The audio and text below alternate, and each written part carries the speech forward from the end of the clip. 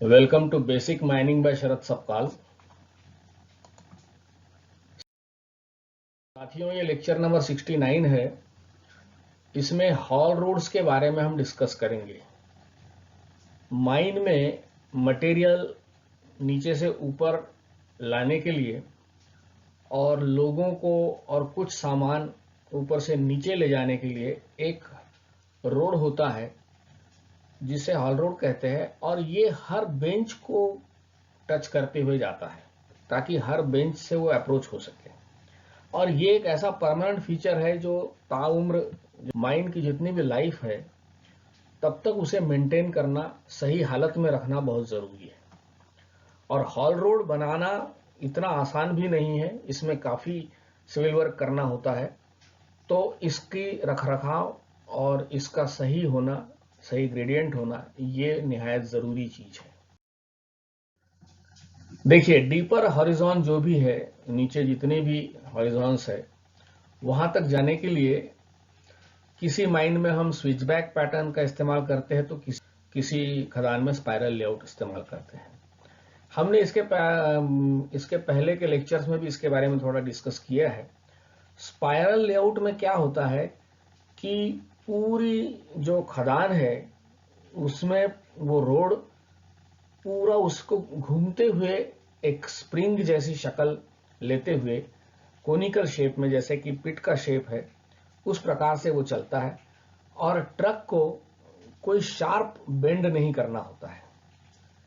ये रास्ते बहुत लंबे जरूर होते हैं, लेकिन इसमें जो फ्रीक्वेंट बेंडिंग है या फ्रीक्वेंट टर्निंग्स है वो अवॉइड होती है। ये जो रास्ता है ये all along the periphery of the mine चलता है, यानी पिट की चारों दिशाओं में जो पेरिफेरी है उसके अलोंग ये चलता है, और ये सीधा सीधा ऊपर से नीचे उतरते जाता है। दूसरी तरफ जो स्विचबैक लेआउट्स होते हैं, स्विचबैक किस्म के जो रास्ते होते हैं, वो कुछ ऐसे होते हैं कि उसमें शार्प बेंड्स आते हैं, हेयरपिन बेंड जिसको कहते हैं। उस प्रकार से 180 डिग्री के बेंड इसके अंदर आ जाते हैं, और ये रास्ते थोड़े कम लंबाई के होते हैं, लेकिन इसमें हमको लोअर बेंचेस में जाने के लिए फ्रीक्वेंट टर्निंग्स देना जरूरी होता है। दो बेंचेस के बीच में कई बार हमको जो ट्रैक माउंटेड ड्रिल्स है या शॉवेल्स है, जिनकी स्पीड बहुत कम होती है, बहुत ज्यादा मैन्योवरेबल नहीं होते हैं, जो उनको शिफ्ट करने के लिए कनेक्शंस देने होते हैं, और उनको रैंप्स कहते हैं। अब ये रैंप्स जो है ये 1/15 चाहिए, लेकिन छोटे डिस्टेंस के अगर रहे तो 1/10 को भी अलाउ करती है डीजीएमएस। लेकिन रोड जो होते हैं इनका ग्रेडियंट 1/16 रखा जाता है। जब स्विचबैक सिस्टम के जो रोड होते हैं तो उनको जनरली फुटवॉल साइड में ही रखा जाता है, क्योंकि हमारा तमाम जो डेवलपमेंट है वो हैंगवॉल साइड में होना है, तो लैटरल शिफ्टिंग ऑफ रोड नहीं होनी चाहिए ज्यादा। इसके लिए हमको जो रोड है स्विचबैक वाले उसको फुटवॉल साइड में रखना होता है। तो जो फुटवॉल की हाईवॉल है, यानी फुटवॉल की जो स्लोप है पूरे पिट का, अल्टीमेट पिट स्लोप जाने तक, उसी के स्लोप के ऊपर वो रोड रहेगा, और वो भी हर बेंच को टच करता जाएगा। हॉल रोड्स ये सिंगल वे वाला भी हो सकता है जिसमें वन वे ट्रैफिक रहती है, और टू वे ट्रैफिक वाला भी रोड हो सकता है। एक ही अगर रोड है तो उसमें आने जाने वाले ट्रक एक ही रोड से गुजरते हैं, और कई बार ऐसे होते हैं कि दो रोड बना दिए जाते हैं, जो एक में से एम्प्टीज नीचे जाती है और दूसरे में से लोडेड ऊपर आता है। तो दो किस्म से जैसी भी परिस्थिति है और जो फाइनेंशियल कंडीशंस हमको अलाउ करती है उसके अनुसार हमको हॉल रोड्स बनाने होते।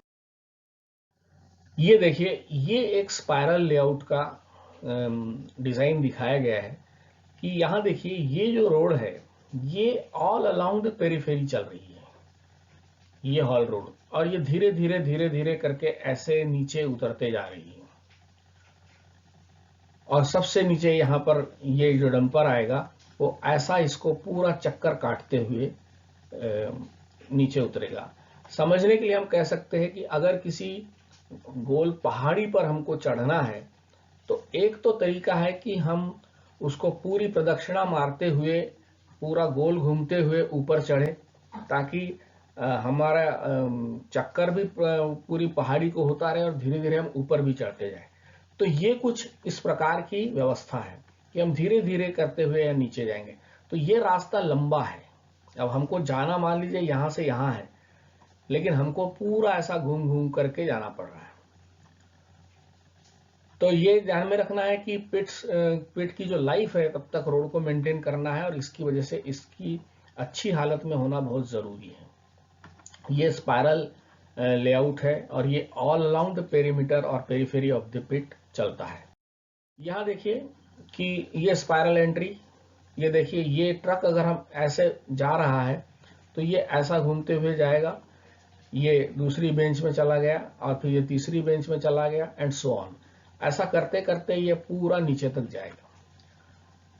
अब ये जो पिट है इसकी लैटरल डेवलपमेंट अब नहीं होगी, इसकी जो भी डेवलपमेंट होनी है वो नीचे ही होगी। इसकी लैटरल डेवलपमेंट की अब गुंजाइश इतनी नहीं है, क्योंकि ये रोड उसके पेरीफेरी में ही चल रहा है। तो जो भी डेवलपमेंट होगा वो डेप्थ में होगा। ये डीपर पिट के लिए सुविधाजनक है। और सर्टेन टाइप ऑफ डिपॉजिट्स होते हैं, जो टाइप किस्म के डायमंड वगैरह के जो डिपॉजिट्स होते हैं, जिनके अंदर लैटरल एक्सटेंट जिसका बहुत ज्यादा नहीं होता है और वर्टिकल डिपॉजिट है, ऐसे टाइप की डिपॉजिट में ये सिस्टम सुटेबल है। ये देखिए ये कुछ ऐसा क्रैटर इसमें बनता है और यहाँ पर भी यही चीजें लिखी है। और ये जो सीरीज ऑफ स्टेप्स है जिसे हम बेंचेस कहते हैं, उन तक पहुंचने के लिए इस प्रकार से ये स्पाइरलिंग रोड्स बनते हैं।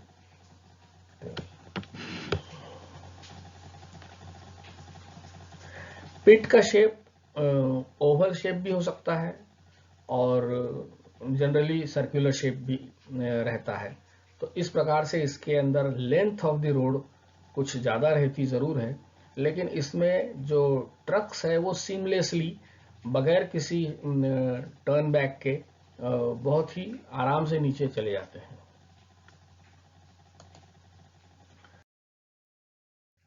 ये देखिए ये शायद किसी डायमंड माइन का फोटो दिखाया गया है। तो इसमें भी ये रोड पूरी स्पाइरल ढंग से नीचे जा रही। अब इसका लैटरल डेवलपमेंट नहीं होगा, यानी हॉरिजॉन्टली ये डेवलपमेंट नहीं होगा। जो होना था वो हो गया, पूरे पेरीफेरी से ही नीचे जा रहा है। अब इसमें जाहिर है अगर ये पूरा एरिया मिनरलाइज्ड है तभी हमारे काम का है ये सिस्टम, या फिर ऐसे पाइप लाइक डिपॉजिट्स है तब हमको इस पद्धति को काम में लेना होता है। ऐसी दो ही सूरत में इस प्रकार के लेआउट को प्रीफर किया जाता है, वरना स्विचबैक लेआउट जो है वो बहुत ज्यादा प्रसिद्ध है और वही बहुत ज्यादा इस्तेमाल में भी। देखिए ये स्पाइरल लेआउट की एक तस्वीर कि यहां से अगर ये ट्रक जा रहा है तो ये यहां आकर के ये दूसरी बेंच पे उतर गया, ये तीसरी बेंच पे उतर गया, ये चौथी बेंच पे, ऐसा करते करते ये पूरा सीधा ये नीचे तक जा रहा है, यहां तक ये जा रहा है। और यहीं से ऐसे ट्रक इसी प्रकार से ये हर एक बेंच क्रॉस करते हुए इस प्रकार से ये बाहर ट्रक निकलेगा। अब देखिए ये पिट का इंटरसेप्शन जो है सरफेस के ऊपर, अगर हम रोड की विड्थ को कंसिडर करते हैं तो ये इंटरसेप्शन यहां हो रहा है, और नहीं करते तो यहां हो रहा है। तो इस प्रकार से इसके इंटरसेप्शन में भी जैसे हम रोड को जब कंसिडर करते हैं तो फर्क आ रहा है, और ओवरऑल स्लोप इसकी वजह से रिड्यूस हो रहा है जब हम इसको भी कंसिडर कर रहे हैं रोड्स को। तो ये स्पाइरल लेआउट है। स्पाइरल लेआउट के कुछ एडवांटेजेस है। मूवमेंट ऑफ ट्रक जो है वो बहुत आसान और इजी है, ड्राइवर के लिए भी कम ऑडियस है और ज़्यादा लोड इसमें ले सकता है ट्रक, और वो बहुत कंट्रोल्ड मूवमेंट होता है ब्रेक्स वगैरह के हिसाब से। और speed of the movement is comparatively high, क्योंकि उसे स्विचबैक चूंकि नहीं करना होता है, पलटना नहीं है बार बार, तो the truck can maintain a higher speed, ज्यादा स्पीड में चलाई जा सकती है। मेंटेनेंस एक ही रोड का करना होता है, क्योंकि जनरली दो रोड तो इसमें रखे ही नहीं जा सकते, सिंगल रोड होती है इसके अंदर। उसी से एम्प्टीज नीचे जाती है और लोडेड ट्रक्स बाहर आते हैं। मेंटेन करना इसको आसान है, सिंगल रोड है। और control of movement of vehicles जो है वो ज़्यादा अच्छे से चेक की जा सकती है। और maintenance of supply of vehicle for overburden and और they can also be very well regulated. उनको ठीक से उसका सुपरविजन भी किया जा सकता है और उनको अलॉटमेंट ऑफ व्हीकल्स भी ढंग से किया जा सकता है। डिसएडवांटेजेस है इसमें, जो हॉल रोड है ये ऑल अलोंग द पेरिफेरी, यानी कि पूरी पिट को ही प्रदक्षिणा मारते हुए नीचे जा रहा है। और इसकी वजह से होता यह है कि हमको पहले तो हम पूरी पिट की डिजाइन बना लेंगे कि भाई हमारा पिट कहाँ तक फैलने वाला है, कागज के ऊपर हमने जो डिजाइन बना ली है। और फिर जो पेरिफेरी है उसको ग्राउंड में वहां से रोड को हमको शुरू करना पड़ेगा। तो पूरे पेरिफेरी से रोड चालू होते जाएगा। अगर मान लीजिए डिपॉजिट छोटा है, डीप सीटेड है, तो ऐसी स्थिति में बहुत सारा ओवरबर्डन शुरू में निकालना पड़ सकता है, जिसके अंदर आपको रिटर्न कुछ नहीं मिल रहा है। क्योंकि पूरे पिट में नीचे तक जाने के लिए जितनी ऊपर एक्सकावेशन करना है, वो पूरा टॉप मोस्ट बेंच से लेके पहला बेंच, दूसरा बेंच, ऐसा करते करते नीचे जाना है। तो इसके अंदर वेस्ट रिमूवल बहुत ज्यादा होगा और हमें जो बाउंड्री है वहां से इसको प्रोसीड करना पड़ेगा, one bench at a time. एक बेंच जब डेवलप हो जाएगी पूरी तरह से, एक स्लाइस पूरा कट जाएगा, तब हम नीचे जा सकते हैं। और इसकी वजह से हेवी इन्वेस्टमेंट इन ओवरबर्डन लगता है। रेयर एंड टेयर, चूंकि लंबा रास्ता तय करना हो है, तो wear and tear of tyres बहुत तगड़ा होता है, क्योंकि ट्रांसपोर्ट का खर्चा एक बहुत बड़ा खर्चा माना जाता है। 40% अमाउंट जो है ट्रांसपोर्ट में ही खर्च होता है। मेंटेनेंस ऑफ रोड, बहुत कायदे से इसके अंदर मेंटेनेंस करना होता है रोड का, क्योंकि दोनों टाइप की गाड़ियां वहां से अप्लाई कर रही है, एक सिंगल रोड है। और ब्रेक डाउन अगर किसी गाड़ी का भी हो जाए रास्ते में, तो सारा सिस्टम हॉल्ट हो जाएगा, सारी गाड़ियां रुक जाएगी, ऐसी स्थिति है इसके अंदर। कई बार proper maintenance of vehicle record थोड़ा मुश्किल हो जाता है, उसका अकाउंट रखना। ट्रैफिक डेंसिटी हाई होती है और विड्थ ऑफ द रोड, जाहिर है इसमें ज्यादा चौड़ी रोड मेंटेन करना जरूरी होता है, क्योंकि we have to take care of the breakdown of vehicle also. और फिर एम्प्टीज और लोडेड दोनों एक ही रास्ते से जा रही है। टर्निंग अगर कहीं हो रहा है तो वहां पर, चूंकि घूमती तो है ही रोड, तो वहां पर स्पीड को रिड्यूस करना ही होता है। दूसरा है स्विचबैक सिस्टम। तो आप देखिए कि ये कोई डिपॉजिट है जिसकी हैंग वॉल मान लीजिए साउथ साइड में है और फुटवॉल उसकी नॉर्थ साइड में है। अब इसमें भी देखिए कि ये रोड कुछ ऐसे चल रहे हैं, ये इसी वॉल के ऊपर, फुटबॉल की वॉल के ऊपर रोड रहेगा, और ये रोड ऐसे कई बेंचेस को काटते हुए और इस प्रकार से ये नीचे जा रहा है। और फिर यहाँ से ये स्विच बैक कर दिया इसने, ये स्विच बैक पॉइंट है, इसको स्विच बैक पॉइंट बोलेंगे। और फिर ये यहाँ से ऐसी जाएगी और फिर ये ऐसी रोड आएगी। यानी ऐसा पूरा गोल गोल घुमाने की बजाय एक तरफ ही ये रोड बनी हुई है। और इस तरफ हैंग वॉल है, तो सारा डेवलपमेंट इधर साउथ साइड में होगा, ऐसा हम इसको मान सकते हैं। और दूसरी तरफ भी हो सकता है, दूसरी दिशाओं में भी हो सकता है, लेकिन फुटवॉल में डेवलपमेंट ज्यादा आप नहीं कर सकते, क्योंकि अदरवाइज रोड को हमको शिफ्ट करना पड़ेगा।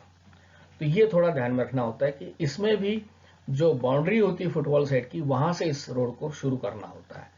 इसको मैंने पिछले लेक्चर्स में भी डिस्कस किया हुआ है। तो रोड का जो पैटर्न है वो जिगजैग किस्म का है, इस प्रकार से जेड जैसा शेप बन रहा है, और पिट का एक्सटेंशन इस तरफ है, इसको हमें ध्यान में रखना है। ऐसी स्थिति में हम दो रोड भी रख सकते हैं। जैसे यहाँ देखिए, ये रोड स्विच बैक का ऐसा आया है, फिर यहाँ पे ये रोड स्विच बैक हुआ है, तो ये स्विच बैक पॉइंट कहलाते हैं यहाँ, और ये ऐसे इस टाइप की। अब देखिए, ये जो स्विच बैक लेआउट हुए, इसके अंदर प्लानिंग ये होती है कि जितना लंबा रोड रहे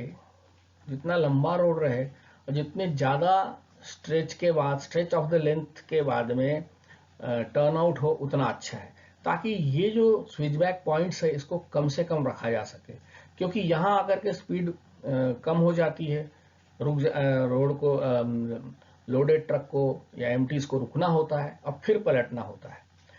तो देखिए जैसे दो सूरत हाल यहाँ पे मैंने दिखाई है, ये 1:16 का ग्रेडियंट रखा जा रहा है। इसका मतलब ये है कि 10 मीटर अगर हमको नीचे उतरना है, ये सरफेस है, मान लीजिए डॉटेड लाइन में सरफेस दिखा रहा हूँ, और ये पहली बेंच है, ये दूसरी है, ये 8 बेंचेस मैंने यहाँ दिखाई है।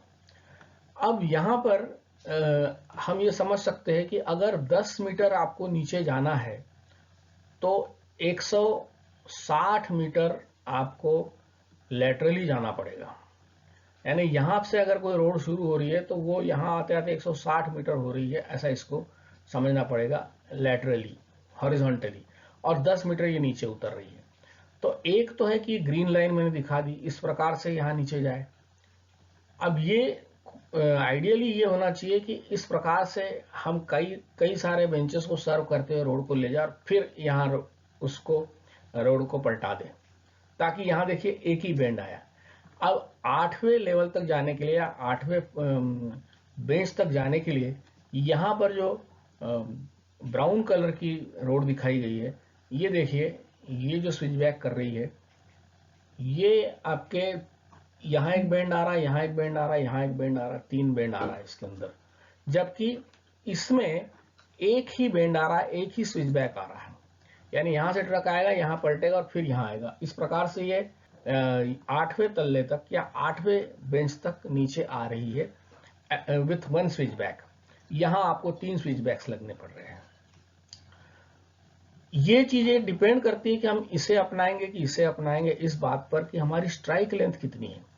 जितनी ज्यादा स्ट्राइक लेंथ है डिपॉजिट की, उतने लंबे एट ए स्ट्रेच हम रोड को अफोर्ड कर सकते हैं और फ्रीक्वेंट बेंड्स को अवॉइड कर सकते हैं। लेकिन अगर हमारी ओवर बॉडी की स्ट्राइक लेंथ ज़्यादा नहीं है और डेप्थ ऑफ मिनरलाइजेशन नीचे है और हमें नीचे पहुंचने की जल्दी है ताकि हमको जल्दी से जल्दी मिनरल बाहर निकाला जा सके, तो हम इस प्रकार से एट ए टाइम इस प्रकार से 2-3 बेंचेस के बाद में उसको टर्न कर दे पीछे की ओर, ताकि हम जल्दी से नीचे के हॉरिजॉन में पहुंच जाए। तो इनको वर्कआउट करना होता है कि कैसे कौन सी चीज हमारे लिए इकोनॉमिक भी रहेगी और ज्यादा एफिशिएंट भी रहेगी।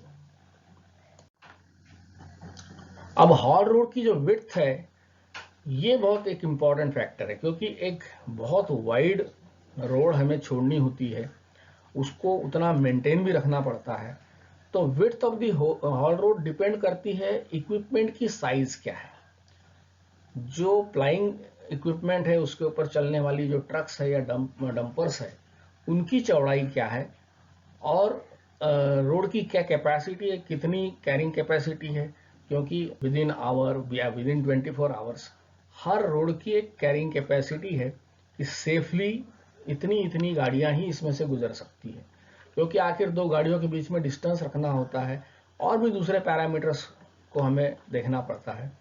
तो ये है, it is a function of capacity of the road and the size of the equipment. Production कितना चाहिए और रोड और व्हीकल की साइज क्या है। और ये ध्यान में रखना है कि हॉल रोड जो है ये हमेशा वर्किंग बेंच की विड्थ से ज्यादा वाइड होती है। तो haul roads are wider than the working benches, और वर्किंग बेंचेस ये बॉम से या क्लोजिंग बेंचेस से वाइड होते हैं।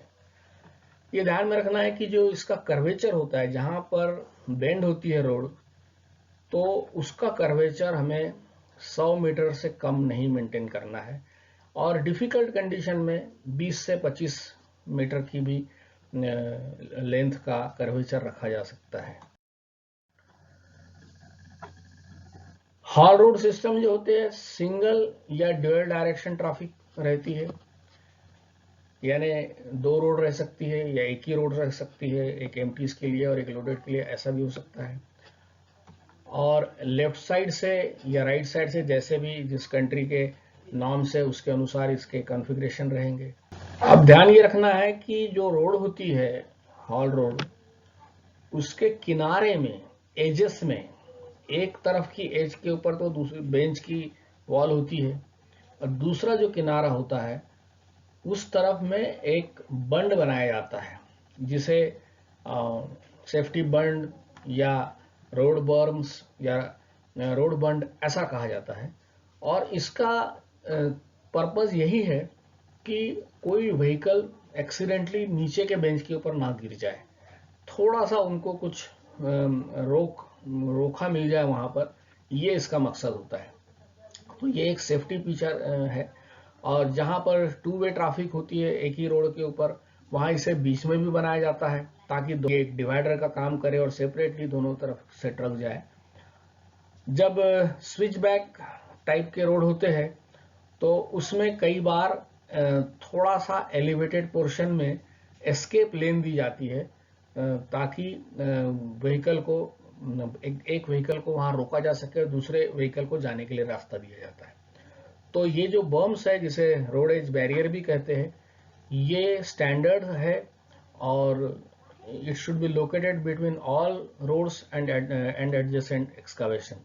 जो बगल का एक्सकावेशन है और रोड है उसके बीच में उसको लगाया जाता है। पीछे हम इसके तस्वीर देखेंगे, उससे हमको ये चीजें समझ में आ जाएगी।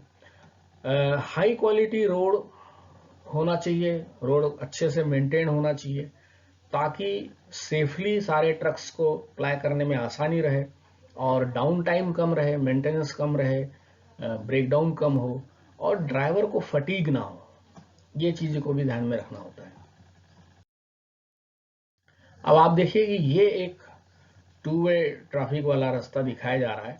ये एक ट्रक जो है वो जा रही है, ये ट्रक आ रही है और इसमें देखिए ये डिस्टेंस एक स्टैंडर्ड लिखा है 2.4 मीटर का। यहाँ बीच में डिस्टेंस होना चाहिए, इधर भी 2.4 होना चाहिए, इधर भी 2.4 होना चाहिए। और ये देखिए नीचे का बेंच है और ये ऊपर ये जो बेंच है ये नीचे वाले बेंच की वॉल है और ये इस बेंच की वॉल है। यहाँ पर देखिए ये एक डिच बनी हुई है। ये इसलिए बनाते हैं नाली जैसी, ड्रेन जैसी, ताकि पानी जो है वो इसमें से किनारे किनारे में निकल जाए और रोड के ऊपर पानी न आए, नहीं तो रोड खराब हो सकती है। और ये कहलाता है रोड बर्म। ये बर्म है, ये एलिवेटेड पोर्शन है। ये बंड बनाया जाता है पत्थर या मिट्टी को डाल करके। इसमें हमको उसको आर्टिफिशियली बनाना होता है। तो ये एक नमूना दिखाया गया है इसमें, यहाँ पे इस रोड का। और ये जो डायमेंशंस दिए हैं ये एक करीबन 80-85 टन की कैपेसिटी वाले के लिए दिखाया है और 10 मीटर की ये बेंच की हाइट दिखाई। अब ये ध्यान में रखना है कि जब हम डिजाइन इसके करते हैं तो जनरली जो एक्सेस रैंप बनाएंगे, जहां ये जो रोड होती है नीचे पहुंचने वाली, ये जो रैंप है ये एकदम पेरीफेरी से शुरू होनी चाहिए। जिस तरफ भी हम रैंप को रख रहे हैं तो जनरली क्या होता है, जैसे मान लीजिए ये एक सीम है और ये एक सीम है, तो जो नीचे की सीम है इसकी जो फुटवॉल जहां सरफेस पे टच हो रही है या इसका जो भी आउटक्रॉप आ रहा है या इसका इनक्रॉप जहां पे भी आ रहा है, तो वहां से ये रोड को हमको शुरू करना पड़ेगा। यानी फॉर एग्जांपल यहां से इस रोड को शुरू करना पड़ेगा हमको, एक्सेस रोड को। तो ये जहां पर मिनिमम डेप्थ रहेगी उस जगह से इसकी शुरू करेंगे सो दैट जो वेस्ट का स्ट्रिपिंग है वो कम से कम रहे। हमें रोड का लेआउट इस ढंग से रखना चाहिए कि इंटरनल डंपिंग अगर हमें करना हो, साइमल्टेनियस डंपिंग करना हो, जिस तरफ से माल निकाल दिया वहां पर वो जो वाइड तैयार हो गया है वहां पर हमें कई बार वेस्ट रॉक को डंप कर देना ज्यादा सुविधाजनक होता है। बाहर इतना वेस्ट बाहर निकालने की बजाय उसको नीचे ले जा करके या जहां पर भी आपकी माइनिंग खत्म हो गई वहां पर उसको डंप कर देना आसान होता है। अगर एक्सटर्नल डंपिंग कर रहे हैं यानी कि पिट के बाहर कर रहे हैं तो हमारे वो जो जितने भी डंपिंग लोकेशंस है और जहां पे भी हमको मिनरल ले जाना है वो जितनी नजदीक रह सके उतना अच्छा है, ताकि साइकिल टाइम आपके डंपर का कम से कम रहे। हमें बिगिनिंग में ही मेन हॉल रोड्स को प्लान कर लेना बहुत जरूरी होता है ताकि हम कहां से कहां कैसे रोड नीचे उतरने वाली है, किस जगह से हम एंट्री करने वाले हैं, ये हमने पहले प्री डिसाइड करना होता है। हम जानते हैं कि हॉलिंग कॉस्ट या ट्रांसपोर्ट का जो कॉस्ट होता है वो करीबन 40% होता है पूरे कॉस्ट के, और जैसे जैसे डेप्थ बढ़ती जाती है ये कॉस्ट और भी बढ़ते जाता है। टायर की ही कॉस्ट करीबन 10% आ जाती है। ड्रिलिंग ब्लास्टिंग से ज़्यादा कॉस्ट इन सब चीज़ों की होती है। तो इसकी वजह से हमें रोड को ढंग से मेंटेन करना और उसकी ग्रेडियंट और तमाम चीज़ें, उसकी विड्थ, उसकी स्ट्रेंथ, ये सारी चीज़ों को देखना बहुत ज़रूरी होता है। उसका ग्रेडियंट भी सही होना चाहिए, ड्रेनेज सही होना चाहिए, उसके कर्व्स, उसके सुपर एलिवेशन जैसे हम आम सड़कों पर जहाँ टर्निंग होती तो सुपर एलिवेशन करते हैं, आउटर साइड में थोड़ा सा एलिवेटेड रहता है वो रोड, ताकि सेंट्रीफ्यूगल फोर्स से बाहर न निकल जाए गाड़ियाँ। ये ध्यान में रखना होता है। ये टर्निंग के ऊपर हमको जरूरत पड़ती है सुपर एलिवेशन की।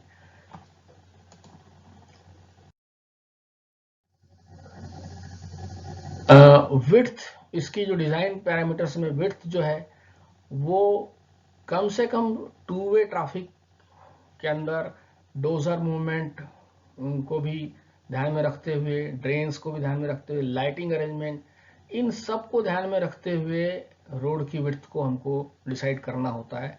नॉर्मली 30 मीटर से कम तो विड्थ रखी नहीं जाती है, लेकिन कई बार डंपर्स छोटे हो साइज में तो फिर कुछ इसमें कमी भी आ सकती है। ग्रेडियंट 1:16 होता है। शॉर्ट रैम्प्स 1:10 के, वो जो छोटे से रैम्प दो बेंचेस के बीच में होते हैं उसकी बात हो रही है, तो 1:10 चल जाता है। जितने कर्व्स कम से कम हो उतना अच्छा है। फ्लैट सीम हो, लार्जर डिपॉजिट हो, स्ट्राइक लेंथ लंबी हो, तो फ्लोर ऑफ द सीम से हमको रोड लेके चलना चाहिए, ताकि उसी में माइनिंग भी हम लोग कर सके। अगर स्टीप सीम है तो हाई वॉल के स्लोप की तरफ रोड को प्लानिंग किया जाता है।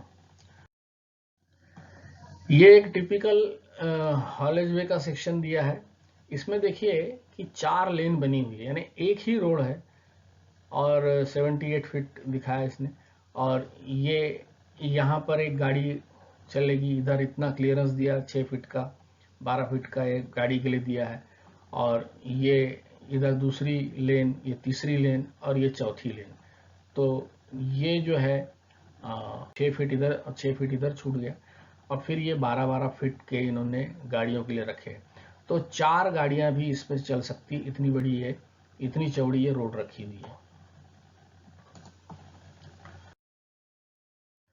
तो यहाँ मैं इसको समाप्त कर रहा हूँ, और आपसे निवेदन है कि इस चैनल को सब्सक्राइब कीजिए, सपोर्ट कीजिए, और एक बेसिक इंग्लिश का भी चैनल है, उसे भी अगर आप समझते हैं कि आपके काम का है तो उसे भी आप सब्सक्राइब कर सकते हैं और उसको प्रोपेगेट करने में मदद कर सकते हैं। Thank you very much for watching.